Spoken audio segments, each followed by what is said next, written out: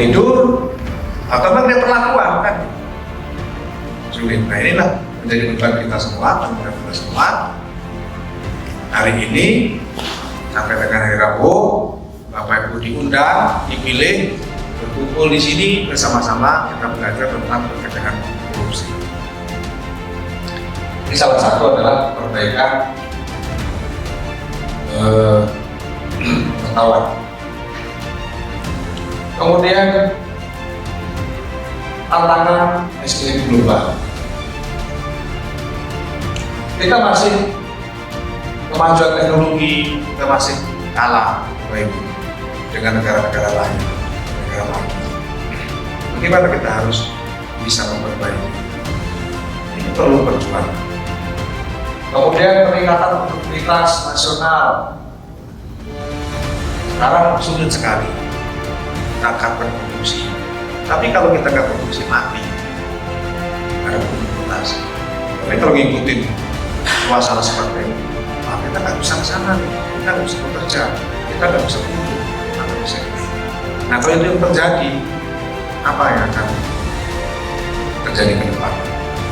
Ini sebuah pekerjaan inovasi dari BPSDM memberanikan diri untuk memanggil Bapak Ibu menyelenggarakan diklat ini walaupun dengan situasi yang tidak baik. Tapi alhamdulillah, mudah-mudahan yang sudah angkatan ke-7 dan 8, yang angkatan 1 sampai dengan 6, ini alhamdulillah semuanya akan mengikuti protokol kesehatan, semuanya bisa dijalankan dengan baik. Nah mudah-mudahan juga hasilnya begitu. Bapak Ibu bisa mampu untuk mengimplementasikan di sekolah nanti. Karena sekarang belum, baru nanti tahun 2021. Tadi ada Pak ini dari yang membuat kurikulum dari Dinas Pendidikan selalu hadir menemani para peserta. Ada diskusi-diskusi tentang materi dan sebagainya. Kemudian peningkatan nilai tambah, kita harus berinovasi. Kalau kita nggak mempunyai inovasi, ya sudah Pak, nanti aja, nanti kalau sudah kita bisa bekerja sesuai dengan situasi-situasi yang lalu normal, kita nggak bergerak selama terjadi situasi yang demikian ini. Kawan-kawan sudah sampai kemana? Kalau negara-negara lain itu sudah sampai barangkali sampai ke bulan sana. Kita masih di tanah. Artinya apa? Kita harus berinovasi. Makanya kalau saya sampaikan kepada teman-teman saya, kita ini harus baper kan? Apa tuh baper? Nah, kalau saya tanyakan dengan para ibu-ibu mungkin baper itu apa? Merasa. Oh, perasaan. Perasaan itu di mana? Hati. Hati. Jadi di bawah hati gitu. Kalau saya ngomong mendengar baper, ini perasaan. Apa? Sebut singgung gitu maksudnya. Jangan kita kalau mungkin kalau panggil dulu pelan-pelan gitu ya, supaya perasaannya nggak gundah. Itu maksudnya begitu. Bawalah perubahan. Dimanapun kita berada, kita harus mampu untuk mengubah perubahan. Ada perubahan dari yang kurang baik menjadi baik, dari yang baik menjadi lebih baik lagi. Kita harus berinovasi. Nah ini, jangan bawa perasaan, dengan bentak dia, nyungsep dia kan. Begitu dia marah, bapak ini galak. Begitu di kerjaan, bapak ini kerjaat. Maksudnya saya bisa tidur, suruh kerja. Seperti ini kan, wah bapak ini dipanggil-panggil suruh belajar di sini. Itu kan, bukan begitu. Bawalah perubahan, bawalah ke harapan yang lebih baik lagi. Kemudian persaingan global, masyarakat ekonomi semakin menggila. Kita juga nggak berpikir dulu. Kira-kira kayak mana kita belajar online? Bagaimana kita tidur di rumah, bercanda di rumah, tapi pengen sesuatu nggak lama sampai. Kita juga nggak kepikir sana. Ini yang bergerak siapa? Orang yang berinovasi. Malam-malam kita ke pas hujan-hujan, gerimis-gerimis apa? Kita mau keluar malam, mau jalan-jalan juga susah, nggak punya mobil. Kita sudah punya ini. Tadi yang kita bisa bersaing, kita berinovasi semua itu langsung aja. Ada duit kebetulan di rekening itu kan. Main lagi di online. Kirim nasi goreng. Datang. Berapa yang diperlukan?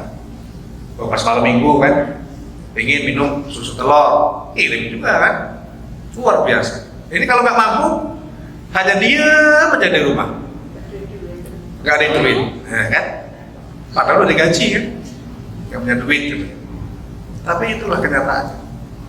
Ya saya pikir juga, Bapak Ibu, kalau kita nggak berinovasi, tidak mempunyai konsep yang baper tadi, bahwa perubahan tadi, tidak mempunyai ini, kepo ya, kembangkan potensi Bapak masing-masing, Ibu masing-masing, hanya pasrah saja, susah gitu. Nggak ada perlawanan kan. Kalau bahas begitu, kita harus bisa berkembang. Lihat, di depan sana ternyata banyak yang harus kita kejar. Kalau Bapak Ibu selama ini di mana? Ini di kabupaten mana ini? Ibu di kabupaten mana? Lampung Barat. Lampung Barat.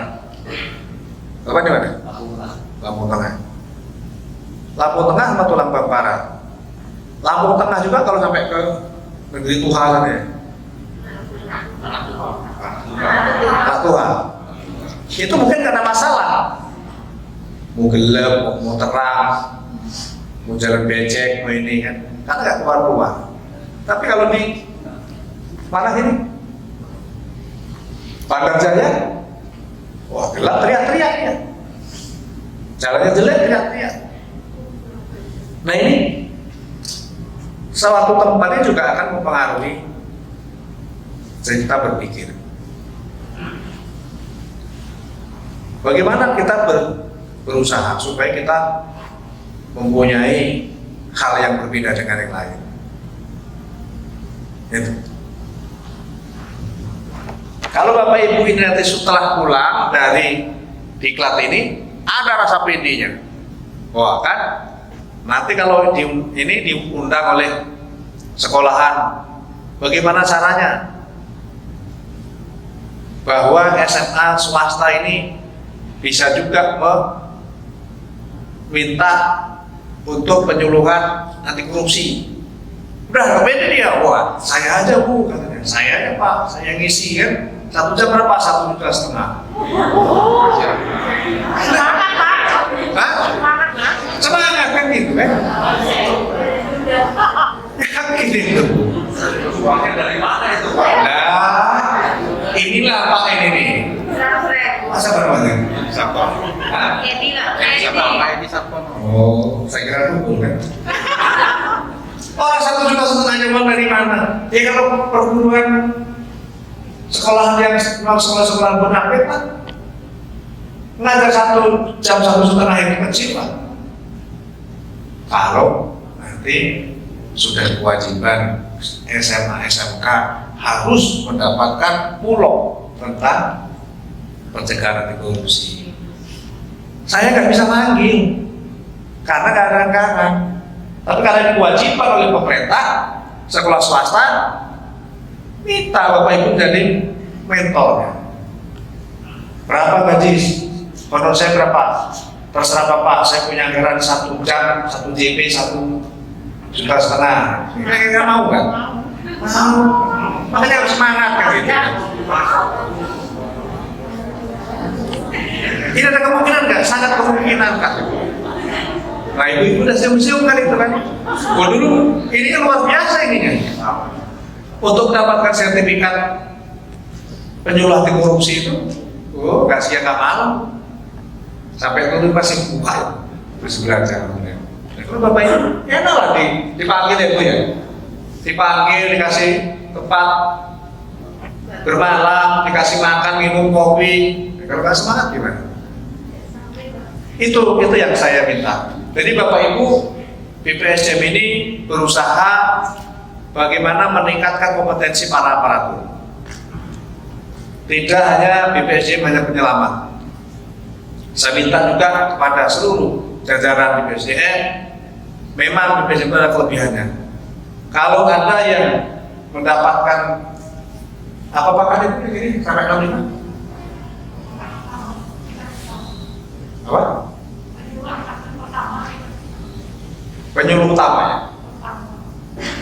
Itu bisa 65 umurnya sampai pensiun baru 65. Pakatnya Pandim Pate ya dia. Pandim Pate itu bisa 65. Apakah kami ingin kan bergabung dengan ibu? Saya waktu masih muda itu saya pengen dulu supaya bergabung sampai. Karena apa? Kalau kita mempunyai kemampuan yang luar biasa, itu Bapak Ibu, kita dihargai sebenarnya. Hanya kadang-kadang kita tidak merasa. Kayak saya ini, saya mempunyai pendidikan ya S3. Saya PNS. Kalau di perguruan tinggi Pak wajar, doktor, profesor itu brother kan gitu. Tapi kalau di PNS kayak kita nih, Bapak Ibu ini mungkin salah. Suatu ketika kita diundang oleh institusi, Pak Bos, nanti tanggal sekian-sekian saya punya program. Programnya apa? Saya pengen kuliah umum, yang isi Pak Bos lagi. Berapa honornya? Ya 1 jam tadi, 1,5 juta. Itu sudah salah nih Pak. Sampai sekarang saya sekali duduk kan gitu kan. Kalau 1 hari 1 nih taruhlah. Kali berapa ini? Kali 30 kan. Wih, senang bener istri ya. Betul kan? Nah, ini. Makanya kita harus bisa bersaing. Saya minta semua mempunyai jiwa bersaing. Artinya bersaing rehat. Kalau mungkin yang masih S1 sekarang para guru harus S2. Kalau pengen lagi S2, S3. Ada guru satu kalau nggak salah di Lampung Utara itu yang menyelesaikan S3 di Jakarta, di UNJ, Universitas Negeri Jakarta. Sekarang dia ke FPMD kalau nggak salah. Pernah jadi kepala sekolah di Metro. Perempuan tuh, saya lupa namanya. Kalau suaminya saya kenal. Itu begitu selesai S3 banyak jobnya Pak. Banyak mereka yang minta dia menjadi instruktur. Nah, kalau Bapak Ibu masih S1, cemen itu. Harus S2. Kalau mau ketemu saya samurai gitu. Bisa Pak ya promosi? Bisa. Ya salah satunya itu. Bawalah perubahan, gitu kan. Kembangkan potensi, kita harus kepo, kita harus baper. Ya kan gitu. Nah kalau Bapak Ibu ngadem aja di mana tadi, anak Tuhan tadi kan, mau pindah ke sini juga ditanya kan, kamu pendidikan apa? S1 Pak. Nanti dulu, kalau tempatmu di anak Tuhan sana, kan gitu. Kalau saya ngajuin pindah, pendidikan apa Pak? Saya selesai S3 Pak dari UI kan gitu kan, bukan U2. Kalau tahu U2. UII pasti langsung diambil ini Pak Bupatinya. Wah kamu jangan di anak tua, di anak besar aja kan? Ya, yakin aja. Kalau Bapak Ibu belum mempunyai jiwa kompetensi berkompetitif ini, berkompetensi dengan yang lain, tapi berkompetisi yang sehat ya. Jangan mendukun. Nanti supaya beda-beda orang datangin Mbah Dukun yang peh-peh itu kan, akhirnya dia mati juga, dia pindah enggak. Itu, betul. Kemudian kebijakan pembalas DPR dari Pak Dukun. Sedang apa? Beliau nanti kita tanya. Nah ini, Bapak Ibu, coba terbuka ya. Kemudian pentahapan pembangunan RPG MPN 2005 sampai 2025. Pertama ini sudah, sekarang di sini. RPG 4. ASN sebagai human capital, kita sebagai bahan, kita sebagai modal, Bapak Ibu sekalian. Kalau kita sendiri juga tidak siap menjadi modal pembangunan bangsa ini, apa yang terjadi? Saya kadang-kadang pikir Indonesia ini kaya raya, katakan ada bahasa Lampung, ada kan? Ya, penyanyian di Lampung itu. Ayo rayo. Tapi apa kenyataan? Banyak orang melarat, banyak orang miskin. Yang salah siapa sebenarnya? Kita bukan. Kita yang salah, males saja. Apalagi kalau kita nanya, kamu lulusan apa? Deh, saya sarjana Bu. Sudah ada kerjaan belum? Belum, saya nganggur. Nah ini saya agak kepala saya. Ini apa kan itu? Sudah sarjana tapi masih nganggur. Masa iya? Ini orang males ya kan? Kalau dia semangat bekerja, semangat berkompetisi, tidak ada yang namanya nganggur. Indonesia luar biasa, subur banget. Apapun yang ditancapkan jadi hidup. Kok masih juga orang yang masih melarat kan? Saya juga berpikir, ini yang perlu harus kita kembangkan, kita gali. Saya berpikir bagaimana sih orang ini kalau sudah sarjana itu bisa menciptakan kerja. Ini yang saya harapkan. Ya Pak ya, kalau Bapak Ibu ini masih SMA, SMK ini memang ya belum begitu ini. Siswa-siswa kita lulus ini masih banyak bimbingan. Tapi kalau sudah kuliah, sudah lulus apalagi dia masih nganggur, nah ini yang perlu dibina lagi. Supaya nggak nganggur bagaimana? Ciptakan pekerjaan, bekerja. Bisa nggak? Bisa Pak. Yang penting mau. Cuman yang sulit kita ini adalah kemauan. Dia nggak ada daya untuk mendorong dirinya. Akhirnya apa? Banyak pengangguran di mana-mana. Pengennya enak. Pengennya mau jajan ada, mau kopi ada, mau rokok ada, tapi susah bekerja. Ini gimana caranya? Nah, nanti jadi PR saya juga pada teman-teman BPSDM, ternyata kita adalah sekarang diwajibkan bisa membina, bisa membuat orang itu menjadi berkompeten selain ASN adalah non ASN ini. Selain aparatur adalah non aparatur yang ini kita akan desain sedemikian rupa sehingga bisa. Kemudian ini kalau peraturan-peraturan ini mungkin Bapak Ibu bisa buka di gadgetnya aja. Ya. Silakan nanti di ini manajemen ASN.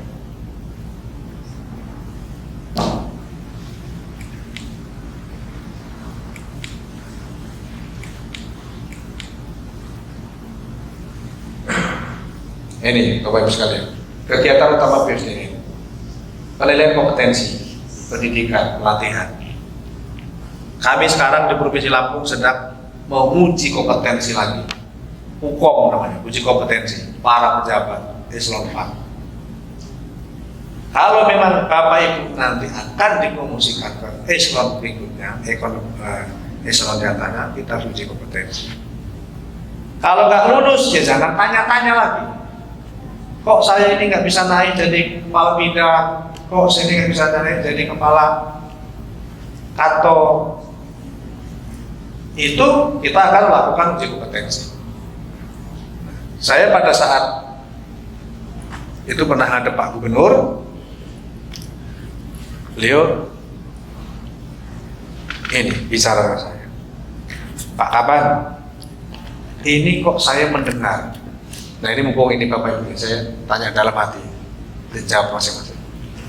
Sebenarnya para guru ini ada beberapa orang yang memang tidak mempunyai passion sebagai guru.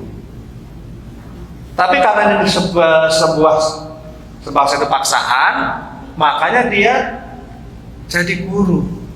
Tetapi saya yakin bahwa hasilnya tidak perfect, gitu ya. Ini benar nggak? Ada nggak dari sekian 60 orang ini yang sebenarnya kalau ditanya, saya ini sebenarnya males jadi guru ini? Ada kan? Nggak ada? Ada, Pak. Takut. Ada? Takut apa gimana? Kalau saya pribadi tidak, Pak. Saya pribadi tidak. Tidak apa? Tidak malas untuk jadi guru. Berarti mau ya? Iya. Nah, Kita nanti dari kita uji pensinya, kita uji kok. Nah, Pak Gubernur kan, gimana caranya kita perlu ini sertifikasi lagi. Siapa-siapa yang tidak ingin menjadi guru tapi sekarang jadi guru, berarti nanti hasilnya adalah kira-kira nggak kompeten lah gitu. Bisa nggak? Saya agak berpikir lama sih, Pak. Siapa? Nanti saya konsultasikan dengan kepala Dikbud Pendidikan dan Kebudayaan. Saya berpikir begini, istri saya juga guru. Tapi kalau saya dokter, kamu jadi gini, aku gini. Ya aku namanya guru SD, gitu kan? Jadi nggak bisa apa namanya itu seoptimal menyambar masalah yang luar biasa. Ya sudah, memang kamu cukup guru SD aja. Lah yang mau jadi guru ini akan dikembalikan ke pegawai umum. Nah, saya berpikir orang Indonesia ini sekarang guru ini kurang. Lah kalau kita mungkin berikan kesempatan begitu, kalau 50% mereka malas lah Pak saya jadi guru, saya malas lah jadi guru, habis kan? Ini gimana coba? Susah kan? Ternyata nanti saya berikan uji kom lagi, ternyata nggak ada lulus. Ya lulus saja sekian persen, 20% taruhnya. Lah yang 72%, ya teriak-teriak lagi nanti. Sekarang ada masih banyak yang kurang. Ya sekarang gimana caranya supaya Bapak Ibu yang guru ini berkompeten? Makanya kami membuat sebuah simulasi. Oh kalau begini kita uji kompetensi boleh, tetapi setelah itu kita saring yang sudah berkompeten menjadi guru, yang belum kita diklat lagi, kita workshop. Nah ini hari ini saya diminta Pak Sekda tadi membuat laporan terus dengan Pak Gubernur karena ada kegiatan minggu yang lalu, karena hari Senin ya, padahal hari Jumat kalau salah itu ada 187 pegawai Pemprov Lampung yang diuji kompetensi yang nantinya akan dipromosikan menjadi eselon lebih tinggi. Tetapi yang lulus hanya 25%, sekitar 40 sekian. Saya jadi beban lagi nih, waduh Pak, kalau gini agak repot juga saya. Padahal saya hanya menyediakan peserta sekian, yang nggak lulus lebih ini, ya gimana caranya ini? Toko yang memang sudah di bawah target betul itu kita keluarkan aja, kita copot aja. Itu maunya Menpan RB. Para pegawai negeri yang saat ini tidak berkompeten, tidak mempunyai kapasitas bekerja sebagai PNS, copot. Kira-kira kalau dicopot gimana? Nangis darah paling kan? Air mata, Pak. Keluar air mata kan? Itu betul. Orang masuknya sudah sulit, sudah berbagai cara dilakukan. Begitu masuk, copot, kan? Ya karena nggak kompeten. Bagaimana cara kompeten? Dari kita sendiri. Kami menyediakan lembaga BPSDM. Mana yang tidak berkompeten, nanti kita buatkan wadah untuk workshop dan pelatihan. Saya hari ini harus membuat sebuah laporan Pak Gubernur menyampaikan ada sekian persen yang kompeten, ada yang tidak berkompeten. Yang tidak berkompeten harus kita diklat lagi, kita workshop lagi. Nah, saya berharap Bapak Ibu nanti ini setelah 3 hari Rebo, nanti kalau dinyatakan lulus sama Bu Siti, nah ini udah rekayasa, lulus semua. Supaya nanti nggak meninggalkan pekerjaan lagi kan. Tapi kalau nggak lulus jangan dilusun ya. Mudah-mudahan nggak ada ya. kemarin saya nutup diklat Perancang hari Sabtu. Ada Sabtu yang kan lulus. Terpaksa harus kita lakukan untuk ini supaya bisa tahu bahwa BPSDM ini memang benar-benar bukan main-main. Nah, saya juga berharap setiap Bapak Ibu diberi kesempatan untuk diklat, untuk kursus, melaksanakan dengan baik. Manakala Bapak Ibu itu mempunyai sertifikat itu, secara tidak langsung Ibu mempunyai nilai tambah tersendiri. Bapak Ibu mempunyai nilai tambah sendiri. Lihatnya gampang, Pak. Kalau disuruh wakil dari Bapak Ibu dari tempat bekerja sana, taruhlah ini adalah para guru, bukan kepala sekolah. Nyuruh nih guru, Bu, tolong Bu, ada rapat di dinas, tolong Ibu wakilin. Udah ngedumel nih, aku gak tahu masalah Pak, nanti kayak mana. Cari dulu di paling pojok. Itu pasti orang gak berkompeten.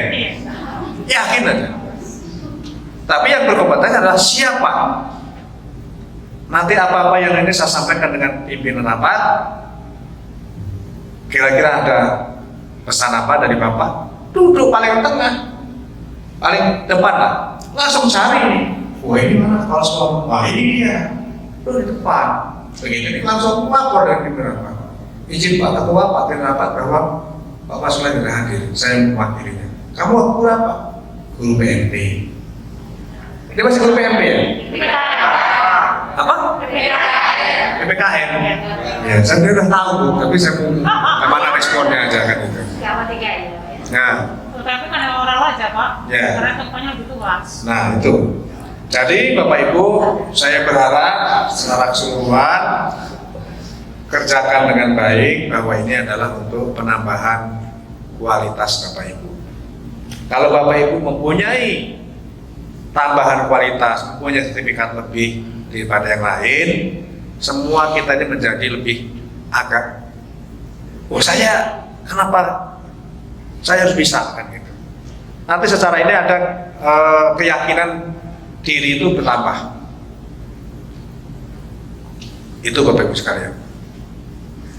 Kita menyediakan ini ya, BPSDM itu adalah kita punya kompetensi. Kita harus mulai berjalan, mau tidak mau.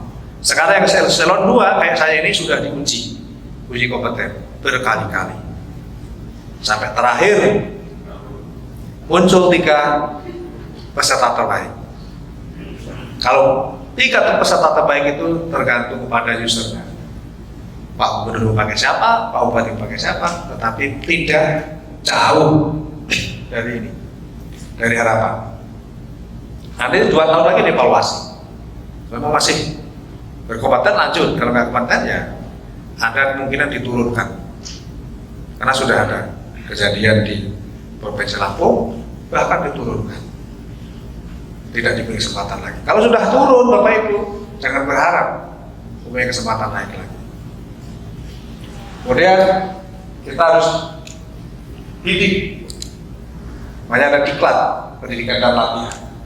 Kita latih supaya berkompetensi lebih baik lagi.